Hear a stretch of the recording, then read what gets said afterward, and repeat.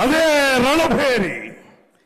ఈ కలికి, ఈ మారణ హోమానికి ఏనాడో ఎక్కడో నిరాశ్రయంగా సన్యాసించబడి ప్రపంచ సౌఖ్యానికి ఆవల విసిరివేయబడిన దుత్తి భాగాల పాటి కారడవిలో ఆరవిల్లి నాగమ్మవనే నిన్ను నలగామరాజనే ఆ దురాత్ముడు నీ ఆతిథ్యానికి మేనుపరిచి చేరదీసి అండ చేసుకుని అమోచ్ఛవతో రందించకపోతే ఇంతటి చరిత్ర ఉండేది కాదే. అఖండ పలనాటి సీమ ఖండ ఖండాలుగా నరుకబడి అంతఃకలహాలతో రొమ్ము గుతుకుని పోయేది కాదే, రొమ్ము గుతుకుని పోయేది కాదు.